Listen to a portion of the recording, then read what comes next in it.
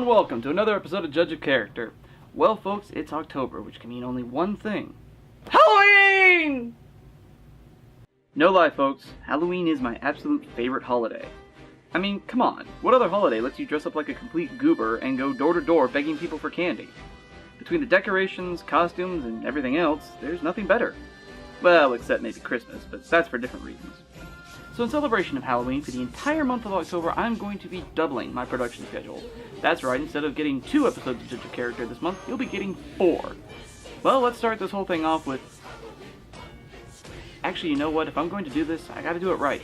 Gotta get into something more suitable. That's better. Now it really feels like Halloween. Now that I'm properly dressed, what say we start off this Halloween Extravaganza by talking about one of the greatest and most iconic horror movie monsters of all time. I am speaking, of course, of the monster from Mary Shelley's Frankenstein. Frankenstein. You're putting me on. No, it's pronounced Frankenstein. Really? Don't tell me we're going to be doing that joke all night. Written by Mary Shelley and published in 1818, Frankenstein tells the story of Victor Frankenstein, a scientist who becomes obsessed with creating life. To this end, he creates a monster built from pieces of corpses and, with lightning, brings the creature to life, only to immediately be disgusted by and reject it. This leads to the creature becoming a true monster, having been rejected by humanity. It goes on a rampage, killing several people in revenge against its creator, before driving Frankenstein himself to death. Before we go any further, let's go ahead and clear something up right now. Frankenstein is the name of the scientist, not the monster. Okay, the monster never had a name, other than occasionally being called Adam by Mary Shelley. But other than that, nothing. It was just the creature, or the monster, or the demon even. Now that we've got that out of the way, what do you say we learn more about Frankenstein's monster? I'm choosing to cover the monster here tonight for a couple of reasons. Primarily, when it comes right down to it, the monster is more often remembered than the creator. Oh sure, we know who Frankenstein was, but who is more readily recognized, especially around Halloween? That's right, this guy. So what makes the monster memorable? So let's start with his backstory. In the original novel, the creature is created by Victor Frankenstein in a process that is vaguely described, though it does seem to involve some chemistry, some alchemy, and of course, lightning! What could be greased lightning? Greased lightning! So we'll get some more. No! Not that lightning! Ugh. However, almost immediately afterward, Frankenstein rejects the creature out of fear and horror. Abandoned by its would-be father, the creature wanders around, eventually learning how to speak, and becomes civilized by spying on a nearby family. Oh, so when the monster spies, he's learning, but when I do it, it's called peeping. After some attempts at integrating himself into society, which fail, the creature grows bitter with all of humanity, and decides to seek out his creator. Upon finding Frankenstein, the creature relates his plight and begs his father to create a mate for him, so that he can have some semblance of companionship and love in this cruel world. Frankenstein agrees, but before he completes it, he reneges on his deal and destroys the would-be bride. Enraged, the creature vows vengeance on Frankenstein, swearing that he'll see him on his wedding night. Oh, I am so making fan art of that! True to his word, the monster shows up on Victor's wedding night and kills his new bride Elizabeth. Driven by the loss of his wife, his close friend, and even his father, Frankenstein vows to kill his creation, tracking him all the way to the Arctic Circle. But before he can destroy the monster, Frankenstein contracts pneumonia and eventually succumbs to the illness, but not before relating his story to the captain of a ship that picks him up. Shortly after that, the creature appears to kill him, but upon finding Frankenstein dead, the creature is filled with grief and vows to kill himself to rid the world of his horror. Well, that's fucking depressing. Sadly, that's about all there is to it. Not much in the way of substance, eh? Or is there? So why is Frankenstein's monster one of the most recognized and talked about monsters in recent memory? Perhaps one of the very first things we should look at is the creature's personality. When we think of Frankenstein's monster, we often think of the version portrayed by Boris Karloff from the 1931 Universal production. While this is certainly the most remembered version of the creature, it isn't the most exact representation. In that film, the creature was depicted as being slow and more monstrous, removing almost all elements of sympathy for the creature, save for the classic scene where the creature drowns a little girl due to an innocent mistake. The sympathetic elements wouldn't be seen until the second film, The Bride of Frankenstein, and even then they still weren't the same as the original. But then what do you expect with movie adaptations? Yes, that happened. Despite not being completely true to the original novel, the personality seen in the 1931 film is the one most often adopted by subsequent portrayals. It's a version most closely seen in the earlier section of the original text. The monster is childlike, a blank slate with no notion of good or evil.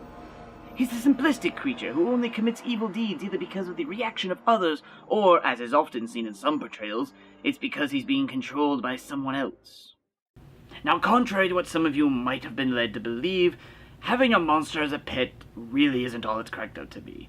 I mean, the constant feeding, the cleaning up after it, and then you have to make the damn thing. Really, they're far more trouble than they're worth. I wouldn't get one.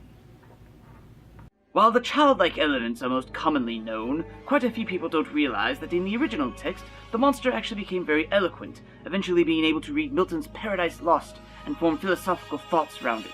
In fact, while many adaptations paint the creature as almost unintelligible, the original was fluent in French, German, and even some English. So it really should have been more like this. To be or not to be, that is the question. Whether it is nobler in the mind to suffer the slings and arrows of outrageous fortune, or to take arms against a sea of troubles, and by opposing, end them. Another element of the character that has stuck around from the Universal film is the appearance. This is the face we remember the most, the one most closely tied to the character. Look at that face! That green skin, the large brow, the square head, those bolts! You're beautiful. You're beautiful. You're beautiful. It's true. That was a little weird.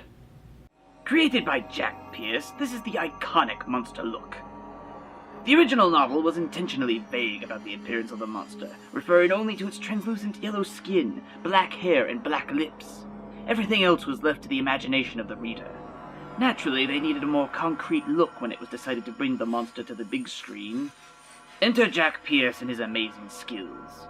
With input from various people, including Karloff himself, Pierce created the iconic look we know and love today, the look that has inspired so many other monsters since. But what is it about this face that we just love so much? Simply study this face for a moment. Take it all in. Remember that the monster was, presumably in the novel at least, created by combining various corpses into one, giving us this deathly pallor, complete with sunken cheeks and drooping, soulless eyes. The stitching across the top of the skull shows where Frankenstein worked on the creature's brain. The bolts show us where the lightning strike that gave it life entered. The scarring, the look, it's all so great. This was the face that gave thousands of people nightmares back in the 1930s. No wonder the look has been retained, even now, with so few changes. But a character like this can't be memorable based only on their appearance or their personality. I mean, there has to be more to it, right? Even if the appearance and personality were both done exceptionally well. The very concept of Frankenstein, that is to say, creatures made by man, can be seen in countless film, television shows, and other forms of fiction. Anytime you see some strange scientist creating a man, you can thank Mary Shelley. I'm just a sweet transvestite from transsexual Transylvania. Or perhaps blame her. When talking about Frankenstein, the monster, or anything else related to the work, you simply cannot ignore the immense effect it had on not only the horror genre, but the science fiction genre as well. Frankenstein is considered to be one of the earliest examples of science fiction, with its depiction of science run amok, being used to bring the dead back to life. You ever wondered where the mad scientist trope came from? Well, here you go. It's alive! It's alive! It's alive! It's alive! On top of that, it's often seen as a story with very strong elements of feminism involved. Frankenstein's attempts at creating life unnaturally, that is to say without women, leads to the creation of an abnormal creature that would be known as a monster. An aberration of nature itself. So in the end, kiddies, why has Frankenstein's monster remained the most recognizable monster in the history of all fiction? And I'm not just talking about the face. It's a combination of personality, portrayal, and overall effect. The monster elicits both horror and sympathy in us. We fear its unnatural state of being and hideousness, but are drawn to its miserable nature.